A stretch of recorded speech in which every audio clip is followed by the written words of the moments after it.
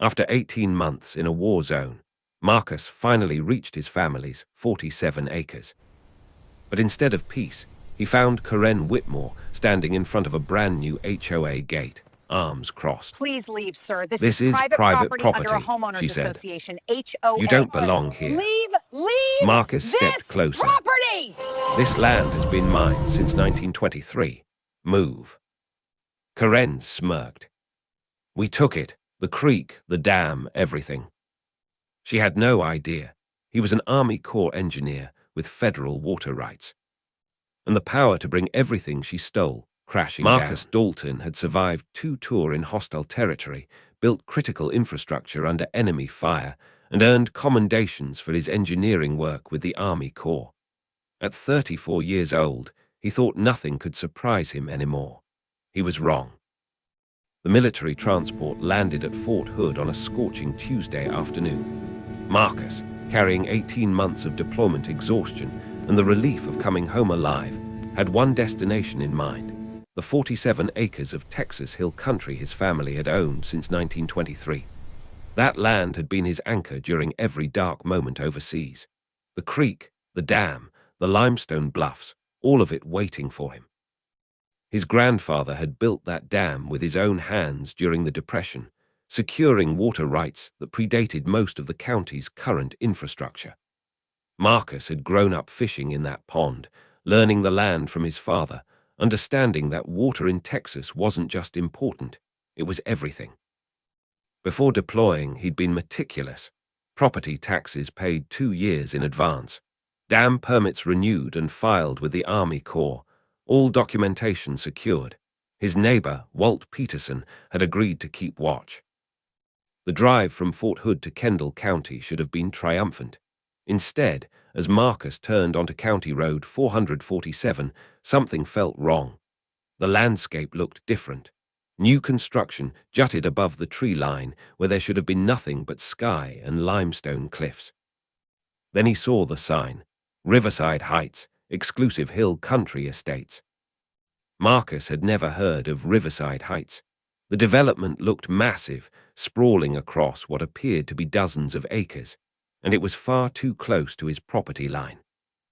When he reached the private road leading to his family's land, his blood went cold. A gate blocked the entrance. Brand new wrought iron, 10 feet tall with a security camera and electronic keypad. A polished brass plaque read: Riverside Heights Homeowners Association, private community, no trespassing violators will be prosecuted. This was his road, his family's private easement, leading to his land. Marcus pulled up to the call box and pressed the button. After a moment, a woman's voice answered. Please leave, sir. This is private property under a homeowners association, HOA. Dripping with false courtesy. Riverside Heights HOA, this is Karen speaking. How may I help you? This gate is blocking access to my property. I need it opened immediately. A pause, then the voice turned icy. Sir, I don't know who you think you are, but this is private HOA property.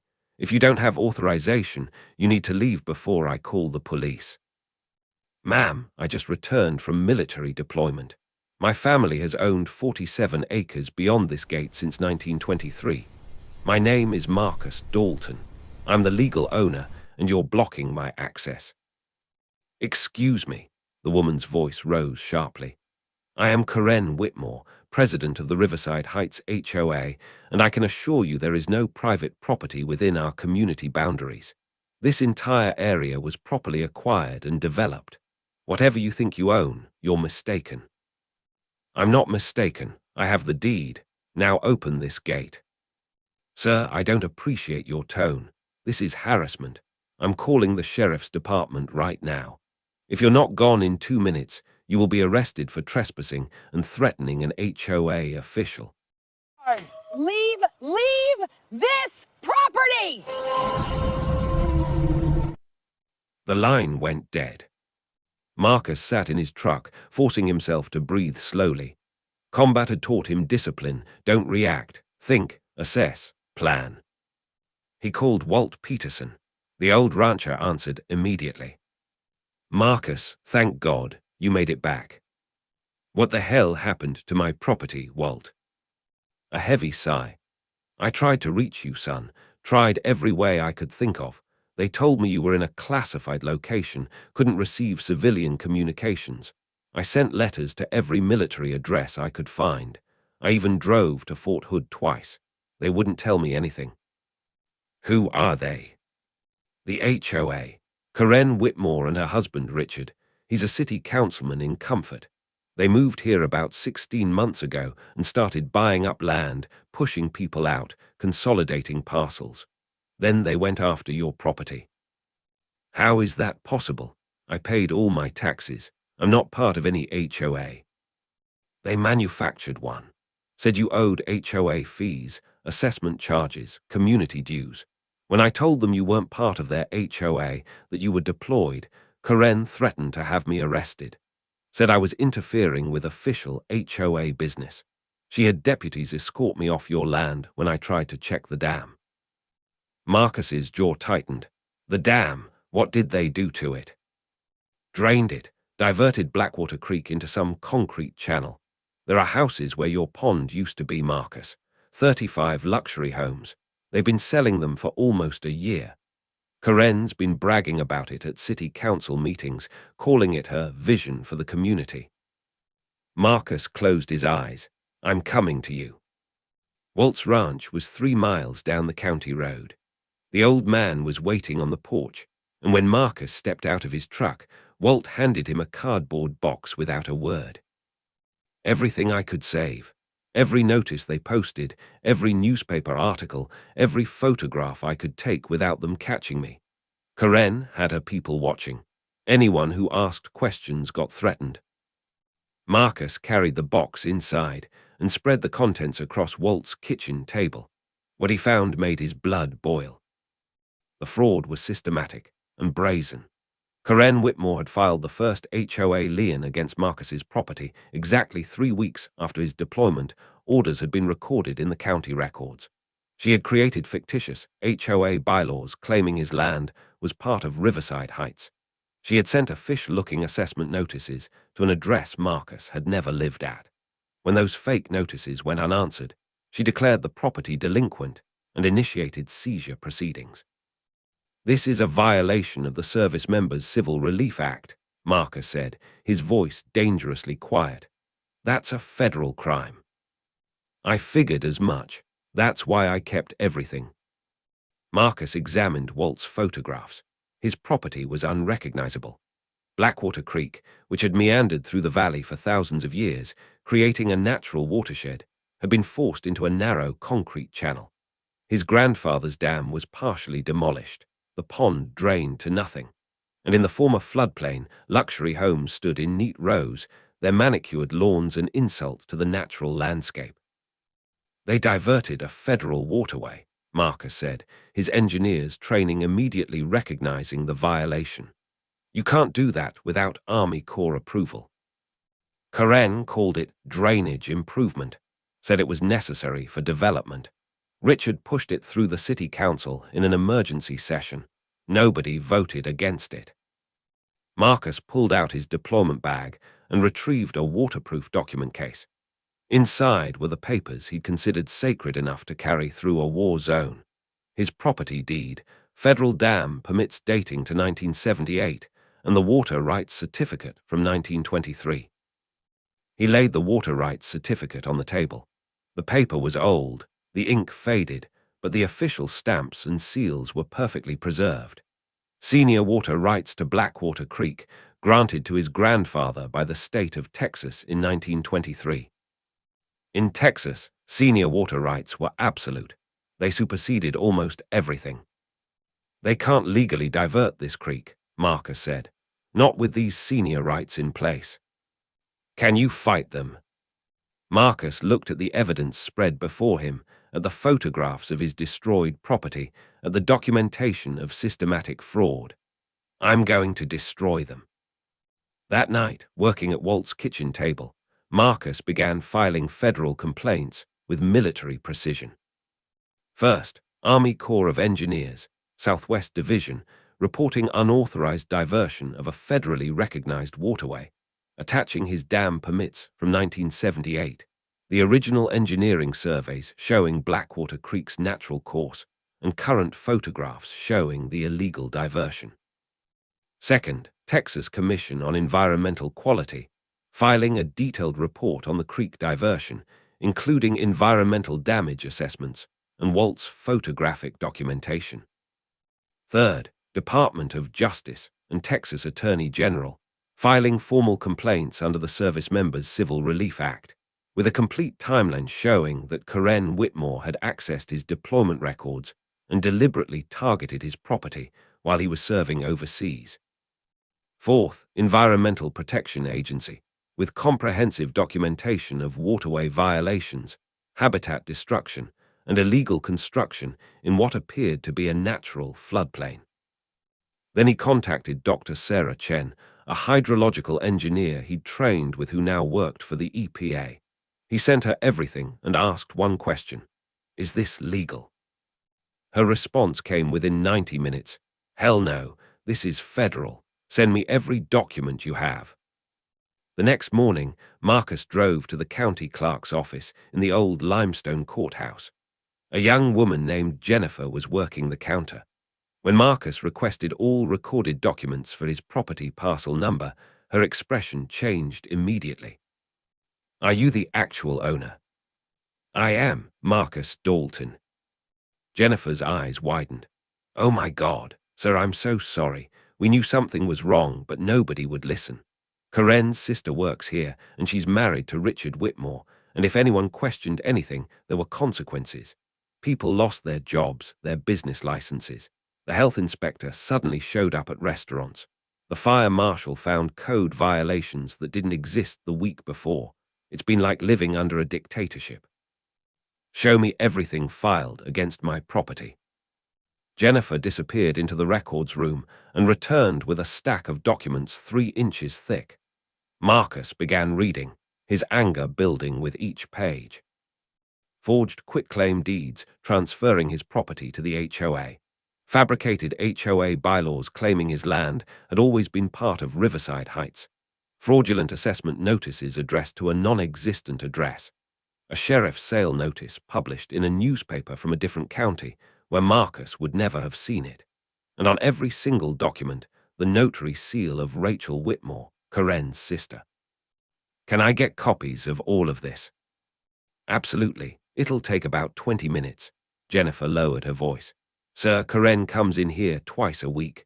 She walks around like she owns the place. She's made 3 clerks cry. She screams at people, threatens them, demands to talk to supervisors. Last month, she reported me to the county judge for insubordination because I asked her to fill out a form correctly. People are terrified of her." "Not anymore," Marcus said.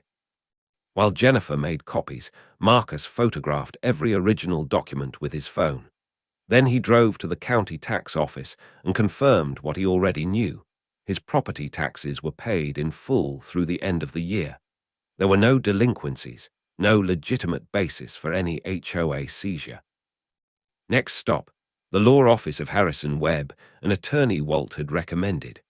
Webb was former Marine Corps, decorated combat veteran, and according to Walt, meaner than a rattlesnake when it comes to fighting corruption.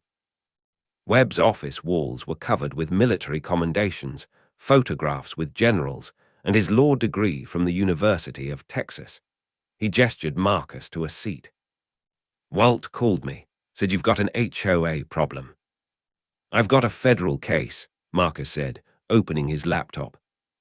For the next 2 hours, they reviewed every document, every photograph, every permit and certificate. Webb's expression shifted from professional interest to cold satisfaction. "This is the most beautiful case I've seen in 15 years, Webb said finally. "Not what they did to you, that's despicable, but the case itself is airtight.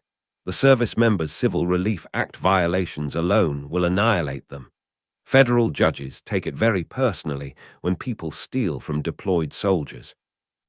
How long to get my property back? With this evidence, I can file emergency motions tomorrow morning.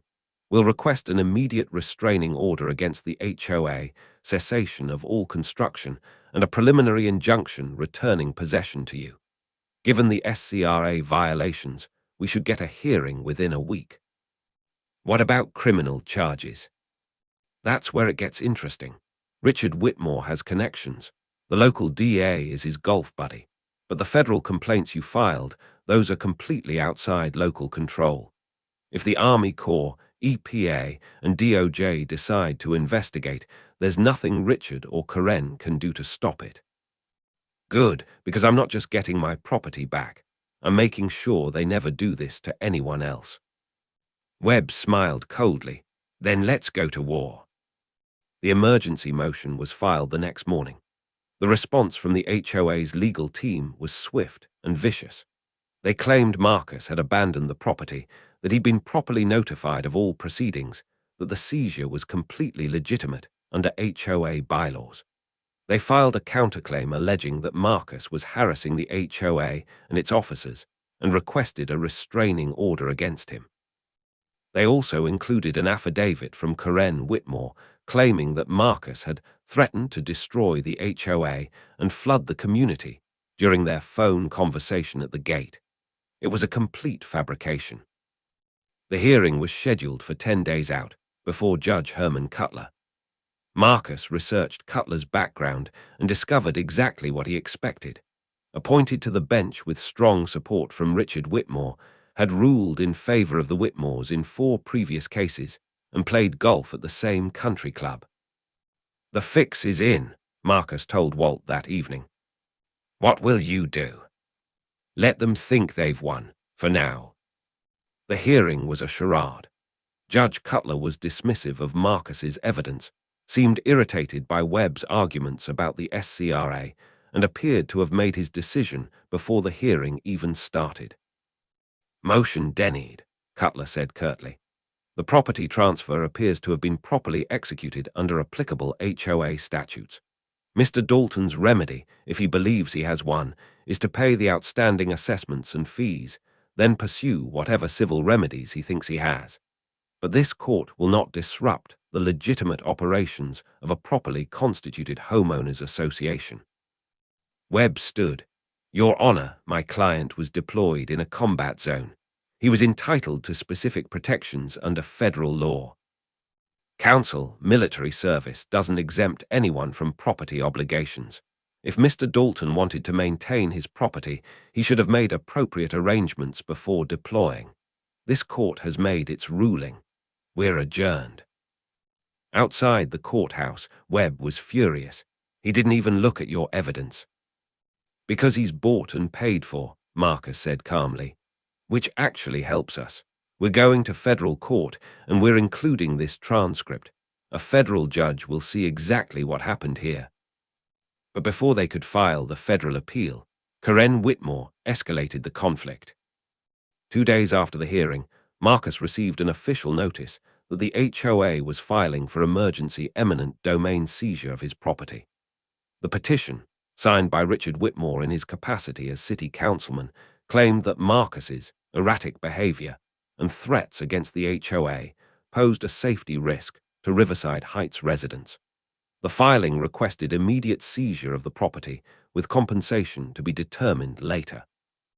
The same afternoon, 2 sheriff's deputies appeared at Walt's ranch with a mental health evaluation order. Someone had filed a complaint alleging that Marcus had made threatening statements about destroying the HOA, flooding them out, and making them pay.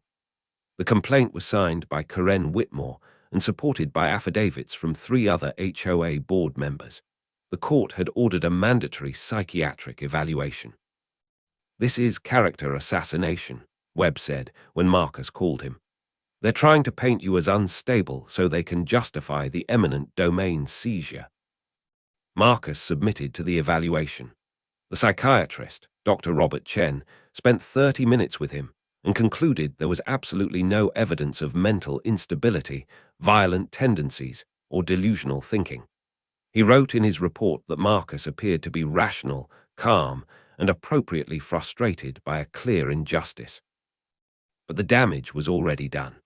The local newspaper, The Kendall County Chronicle ran a front-page article. Veteran ordered to undergo mental health evaluation after HOA dispute. The article, clearly fed information by sources close to the Whitmores, painted Marcus as a disgruntled former soldier who was refusing to accept the legal transfer of his property and had made threats requiring psychiatric intervention. Karen Whitmore was quoted extensively. "We sympathize with Mr. Dalton's service to our country, but that doesn't give him the right to harass our community or threaten our families. The HOA has tried to work with him, but he's been completely unreasonable. We just want peace and safety for our homeowners." It was all lies, but it was effective. That night, sitting in Walt's kitchen, Marcus spread out topographical maps of his property. The original surveys filed with his federal dam permits, current photographs of the diverted creek and the Riverside Heights development, weather data, hydrological reports.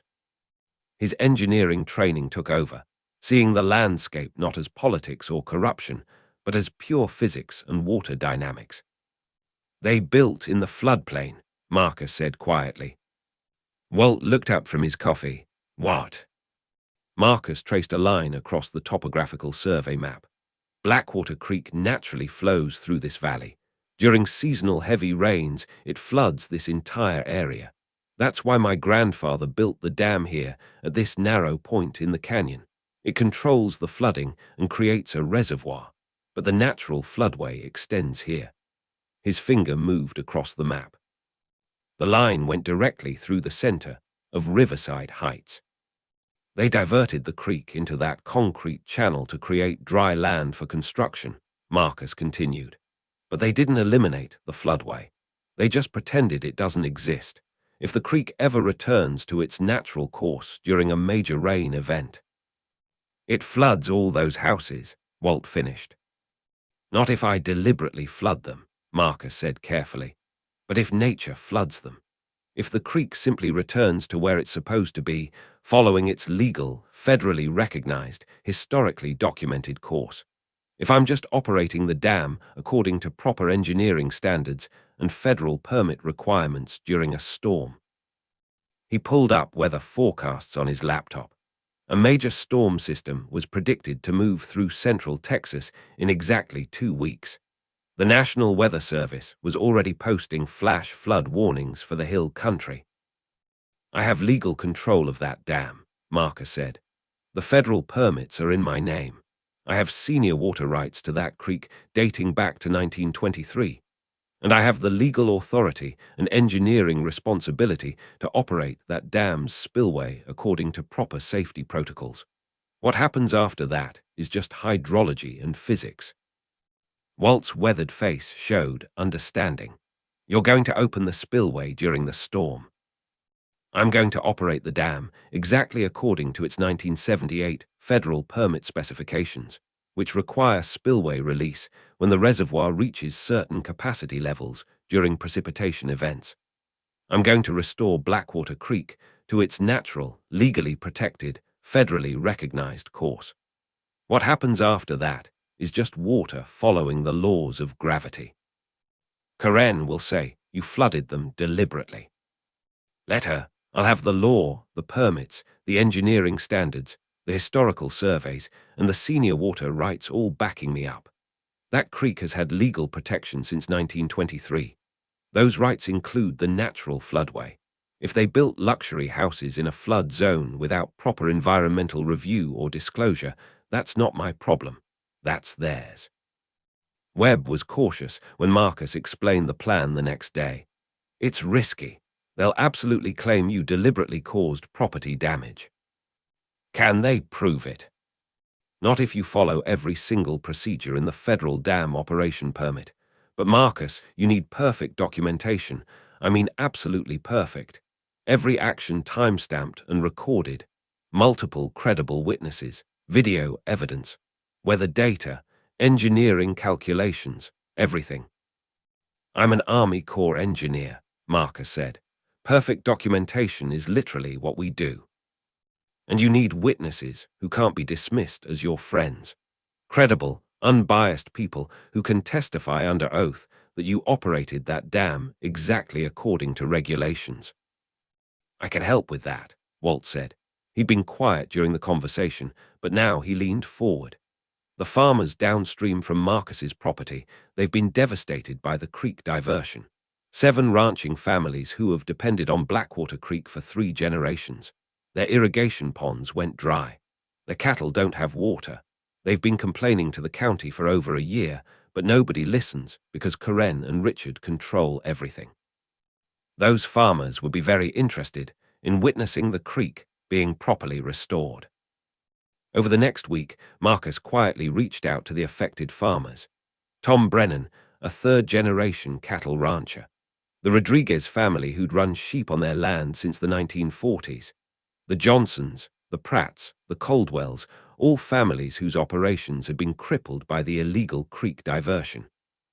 "You can really bring Blackwater Creek back?" Tom Brennan asked, his weathered face showing the first hope Marcus had seen. "I'm going to restore it to its legal, natural, federally protected course," Marcus said. "But I need witnesses. People who can testify that I followed proper dam operation procedures, that I acted according to my federal permits and water rights, and that the creek's restoration was a legitimate engineering action." Tom's handshake was firm. "Son, I'll bring everyone I know." Marcus also contacted Dr. Sarah Chen at the EPA. "I'm planning to restore Blackwater Creek to its federally recognized historical course, in full compliance with my senior water rights and dam operation permit. I thought your office might want to document the restoration for your investigation." "We absolutely would," Dr. Chen said. "I'll send a team with full monitoring equipment." Finally, Marcus reached out to environmental organizations that had been fighting overdevelopment in the Texas Hill Country.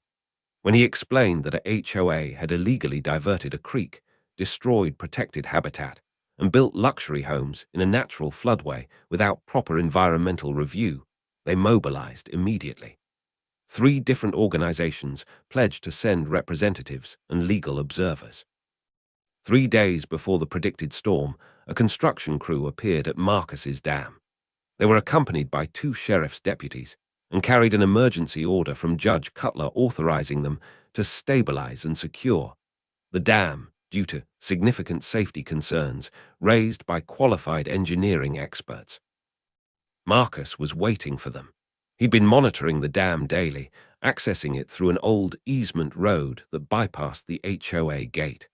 When the crew arrived, he was standing at the dam with his phone recording everything. "That's a federally permitted dam on my private property," Marcus said calmly. "You have no legal authority to touch it." The crew foreman, a nervous man named Pete, held up Judge Cutler's order. "We have a court order, sir." "That court order is meaningless. Judge Cutler has no jurisdiction over federal infrastructure.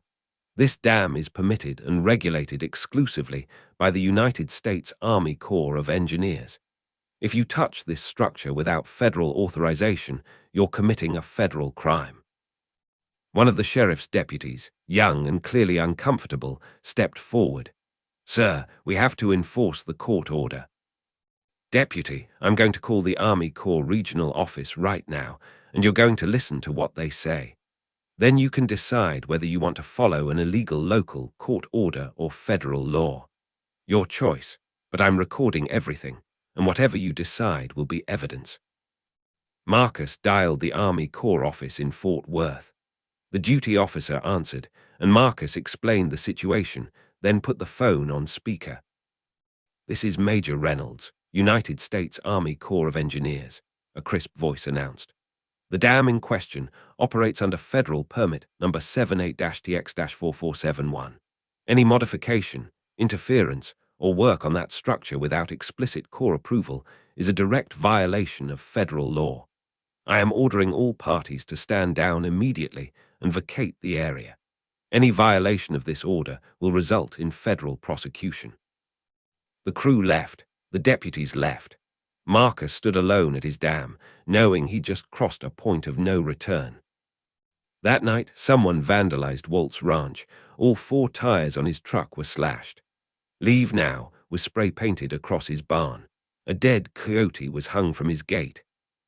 The next day, a rock crashed through Harrison Webb's office window. Attached was a note. "Drop the case or next time it's you." "They're getting desperate," Webb said, staring at the broken glass. "Good," Marcus replied. "Desperate people make mistakes." The storm arrived exactly on schedule. Weather radar showed a massive system churning up from the Gulf of Mexico, already dumping 6 inches of rain on San Antonio. It would hit Kendall County by evening, with predictions of 8 to 12 inches overnight. Marcus was ready. He'd spent the previous day at the dam, bringing engineering equipment, monitoring instruments, cameras, weather stations, and documentation, including the original 1978 Dam Operation Manual from the Army Corps. Walt was there, Tom Brennan and 6 other farmers, Dr. Sarah Chen and 2 EPA technicians, representatives from 3 environmental organizations, Harrison Webb and a professional videographer, a reporter from the Austin American-Statesman who'd been investigating HOA corruption. "That's a lot of witnesses," Walt observed. "That's the point," Marcus said. "I want this so well documented that nobody can question what happened." As the first rain began to fall, Marcus gathered everyone and walked them through the process. He showed them the federal permit, explained the dam's engineering specifications, demonstrated the mathematical calculations that determined when spillway operations were required. According to the federal permit, Marcus explained, when the reservoir reaches 85% capacity during an active precipitation event, the spillway must be open to prevent structural failure of the dam. We are currently at 71% and rising steadily. Dr. Chen examined the monitoring instruments. "All of this is properly calibrated. I certified everything yesterday. All documentation is here, including the certification reports." The rain intensified. Blackwater Creek, even confined to its narrow concrete channel, began to swell. Water poured into the damaged reservoir basin. 75% capacity. 80%. 83%. "We're approaching threshold," Marcus announced, his voice steady. "At 85%, I'm required by federal permit to begin spillway operations." 85%. "Opening spillway now, in accordance with Army Corps permit requirements and standard dam safety protocols."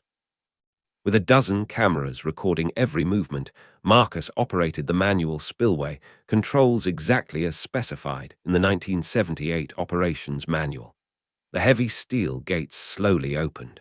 Water began to flow. At first, it was just a controlled release, following the concrete diversion channel that Karen Whitmore's development had created. But as the storm intensified and more water released, something inevitable happened. Water doesn't follow human laws. Water follows physics. The increased flow began to overwhelm the narrow concrete channel. The water spread outward, seeking the path of least resistance, following the natural contours of the land. It found the ancient course of Blackwater Creek, the path carved over millennia, the route documented in surveys dating back to 1923. The creek was returning home. "It's beautiful," Dr. Chen said quietly, watching her instruments record the water spreading across the valley, following the exact path shown in the historical surveys. The storm intensified throughout the night. Rain fell in sheets. The reservoir continued to fill, and Marcus continued to adjust the spillway according to the manual, always by the book, always documented, always proper. And Blackwater Creek continued reclaiming its natural floodway. By midnight, the water had reached the edge of Riverside Heights. By 2 in the morning, it was flooding the first houses. Marcus's phone rang constantly. He ignored it. He was busy operating critical infrastructure according to federal regulations during a major storm event. At dawn, the rain finally began to ease. Marcus followed the shutdown procedures exactly as specified in the operations manual, documented the final reservoir levels, and secured all equipment. Then he and his witnesses walked to the edge of his property to observe what nature had accomplished. Blackwater Creek flowed through its ancient valley, strong and clear, exactly where the 1923 surveys showed it belonged, exactly where it had flowed for thousands of years before Karen Whitmore decided it was inconvenient for her luxury development. And in that valley, surrounded by water, sat 35 expensive homes. The houses themselves were structurally intact, built on raised foundations, but the yards were underwater. The streets had become rivers. The HOA's fancy entrance gate stood in the middle of a stream, and most importantly, it was obvious to anyone with functioning eyes that these homes had been built directly in a natural floodway. "I need to photograph everything," Dr. Chen said, already deploying her equipment. "This is evidence of massive environmental law violations. The natural floodway is asserting itself exactly as it should." The farmers were quietly celebrating, watching the creek flow past their properties again, filling their irrigation ponds and stock tanks for the first time in over a year. Tom Brennan shook Marcus's hand. "The land remembers, son. You just reminded it where the water belongs." By noon, news helicopters were circling overhead, capturing aerial footage of the flooded development. It was a spectacular visual. Rows of expensive homes surrounded by water, marooned in the middle of a creek that supposedly didn't exist. Except it did exist. It had always existed. It was legally protected. And Karen Whitmore had simply pretended otherwise. Karen herself appeared on the noon news, standing in front of her flooded development, absolutely furious. "This is domestic terrorism," she shrieked at the cameras. "That man deliberately opened his dam to destroy our homes. He flooded us out of pure spite. He threatened to do exactly this, and we have it documented. I demand his immediate arrest. I want to speak to the governor. I want federal charges. This is an attack on our community." But when reporters started checking facts, Karen's narrative collapsed. Marcus Dalton had federal permits. He had operated the dam according to regulations. He had senior water rights to the creek dating back to 1923. Historical surveys showed that Blackwater Creek's natural course ran exactly where the water was now flowing. Riverside Heights had been built in a floodway without proper permits, without environmental review, without disclosure to homebuyers. The county building inspector, suddenly realizing his office might face massive liability, began frantically pulling permits for Riverside Heights. He discovered that the environmental impact statement had been falsified, the floodplain analysis had been completely omitted, and the creek diversion had never received Army Corps approval. Federal investigators descended within 24 hours. The Army Corps sent a team that confirmed the creek diversion was illegal, and that Marcus had operated his dam in full compliance with federal permits. The EPA opened a criminal investigation into environmental violations, habitat destruction, and illegal waterway modification. The FBI, responding to Marcus's service members' Civil Relief Act complaint, began investigating the property seizure and the roles of Karen Whitmore, Rachel Whitmore, and Richard Whitmore. The Texas Attorney General's office, facing pressure from outraged veterans groups, launched its own investigation. And the homeowners of Riverside Heights, discovering they'd purchased expensive houses in an undisclosed flood zone, filed a massive class action lawsuit against the HOA, Karen Whitmore personally, the development company, and everyone involved in the project. The lawsuits multiplied like floodwater. Title insurance companies, mortgage lenders, the engineering firm that had signed off on the development plans, Judge Cutler facing judicial ethics complaints, the county facing liability claims for issuing improper permits. Within a week, the Riverside Heights HOA declared bankruptcy. The development company followed 2 days later. Karen Whitmore resigned from the HOA board and hired 3 criminal defense attorneys. Richard Whitmore announced a sudden medical leave of absence from the city council. A federal grand jury was impaneled. Marcus filed a motion in federal court to void the fraudulent property transfer and restore his legal title. With the weight of multiple federal investigations backing him and the corruption now exposed, the motion was granted in a single hearing before a federal judge who expressed profound concern about the apparent conspiracy to deprive a deployed service member of his constitutional rights.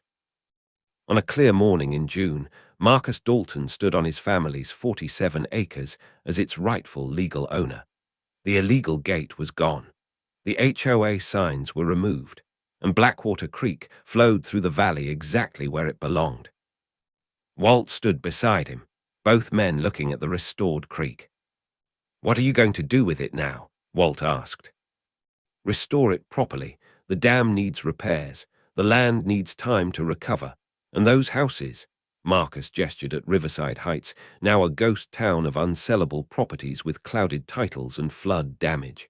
"They need to be removed. They're in the floodway. They're an environmental hazard." "Can you afford that?" The settlement from the HOA's insurance company for the SCRA violations was 7 figures. "Yeah, I can afford it."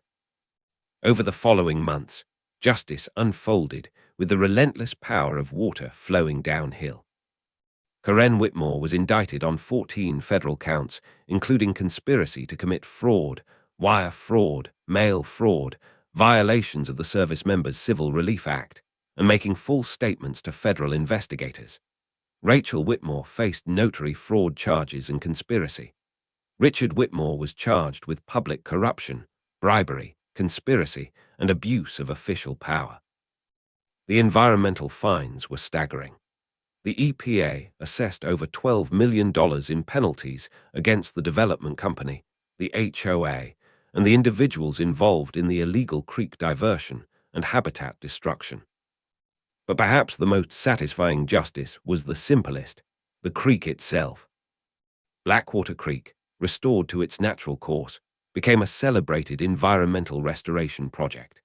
The EPA provided grants to remove all the illegal infrastructure and return the floodway to its natural state. The houses of Riverside Heights were purchased by a coalition of environmental organizations and systematically demolished. The land was placed under a permanent conservation easement, protected forever from development. The farmers downstream threw a massive barbecue that drew over 300 people from across the county. Tom Brennan raised a toast to Marcus Dalton, who reminded us that some laws are older than courthouses and more powerful than corruption. The law of water, the law of the land, and the law that says no entitled person gets to steal from a soldier serving his country. The crowd erupted in applause. Marcus stood to respond, looking out at the farmers, veterans, environmental advocates, and neighbors who'd become allies in an unlikely battle against entrenched corruption. "I didn't do this alone," he said. "Every person here stood up when it mattered. You witnessed the truth when others tried to bury it. You trusted the law when the system seemed rigged against us. We won because we proved that documents matter, evidence matters, proper procedures matter, and no one, no matter how connected or entitled they think they are, is above federal law." More applause. "My grandfather built a dam on this creek in 1923 because he understood that water is life in Texas.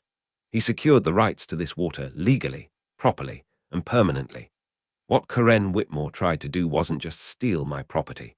She tried to steal the future of every family that depends on this watershed.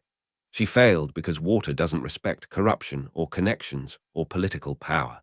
It only respects the laws of nature and the laws of the land." Harrison Webb pulled him aside afterward. "The federal trial starts in September. You'll be the prosecution's key witness." "I'll be there." "The federal prosecutor told me something interesting.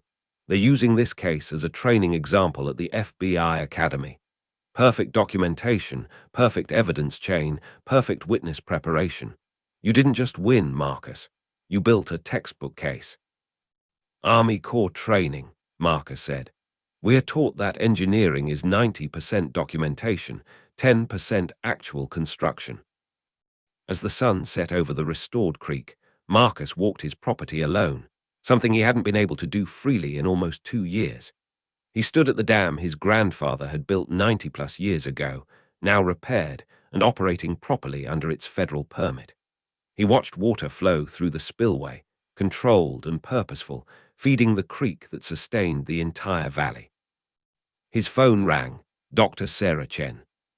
Wanted to let you know, the Blackwater Creek Restoration Project is being nominated for a National Environmental Award. What you accomplished here, it's become a model for how to fight illegal development and restore damaged watersheds. Do you know how many other cases have come forward since your story went public? How many? 47 at last count. Illegal HOA seizures, corrupt zoning changes, environmental violations. People are fighting back now because you showed them it's possible to win against corruption. After the call ended, Marcus sat on the dam's observation deck and watched the creek flow through the valley in the fading light. The trials concluded in December. Karen Whitmore received 9 years in federal prison and was ordered to pay $3 million in restitution. Rachel Whitmore received 5 years for her role in the notary fraud. Richard Whitmore, who had tried to leverage his political connections until the very end, received 13 years for corruption and conspiracy. The county was forced to implement new oversight procedures for HOA filings and development permits. The Texas legislature passed new protections for deployed service members. The Army Corps updated its regulations on creek diversion and floodway development. But the real victory, the lasting victory, was the creek itself. On Christmas morning, Marcus stood on his land and watched ice form at the edges of Blackwater Creek, watched the water flow beneath it, unstoppable and pure. He thought about his grandfather, who'd built the dam during the Depression, his father, who'd maintained it through droughts and floods, and himself, who'd protected it from something his ancestors never imagined: systematic legal corruption backed by entitled people who thought rules didn't apply to them.